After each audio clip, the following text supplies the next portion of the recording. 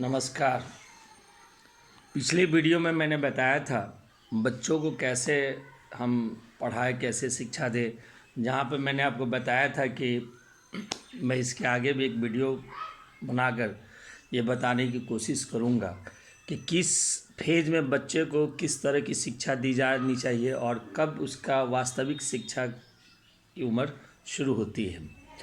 मैं आज आपको ये बताना चाहता हूँ कि बाल मनोविज्ञान जो है, जो बच्चों का अध्ययन करता है, वैसे तो मनोविज्ञान की परिभाषा हम जानते ही हैं कि जो इसकी एक पुरानी परिभाषा है, जो ये कहा गया कि बाल मनोविज्ञान मन और आत्मा का अध्ययन करता है उनके अनुसार। लेकिन व्यवहारवाद 19वीं सदी में जब आया तो इसकी परिभाषा बदल गई।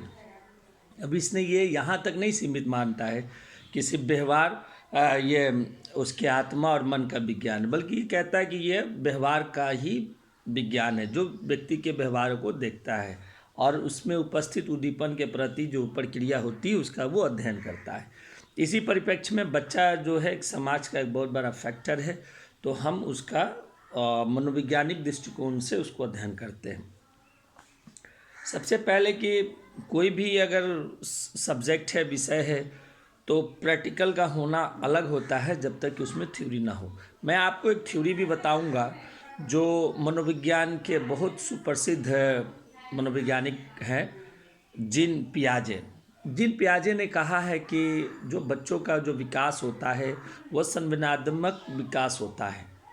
ठीक है, जहाँ पर कोई भी बच्चा है, किसी भी व्यक्ति के जीवन में बचपन का बहुत अहम भूमिका होती है। कोई भी व्यक्ति डायरेक्ट बड़ा नहीं हो सकता है, वो कहीं ना कहीं बच्चे के रूप में ही वो बढ़ता है। जीन पियाजे एक विकासात्मक थ्योरी लेके आते हैं और उन्होंने इस थ्योरी के माध्यम से ये बताया कि बच्चे का विकास किन किन फेज में होता है। मुख्यतः उन्होंने 4 फेज बतलाया है जहाँ पे बच्चों का विकास होता है। सबसे पहले उन्होंने जो पहला फेज बतलाया है वो है संवेदिक पेशीय अवस्था, दूसरा है पूर्व संक्रियात्मक अवस्था और तीसरा उन्होंने जो बताया है मूर्त संक्रियात्मक अवस्था और चौथा अमूर्त संक्रियात्मक अवस्था बतलाया है। उन्होंने पहले फेज को जो उन्होंने कहा संवेदिक पेशीय अवस्था, जिसको हम लोग सेंसरी मोटर डेवलपमेंट कहते हैं, स्टेज कहते हैं, जहाँ पर ये देखा जाता है कि बच्चा 0 से लेकर 2 साल तक की इस अवस्था में उसकी विकास होती है और फेज बाय फेज बच्चा कैसे सीखता है। आगे उन्होंने इस अवस्था को उन्होंने 6 अवस्थाओं में विभाजित किया है, जहाँ पर उन्होंने 0 से 30 दिन तक की अवस्था को माना है और उसको उन्होंने कहा है कि ये सहज क्रिया की अवस्था है।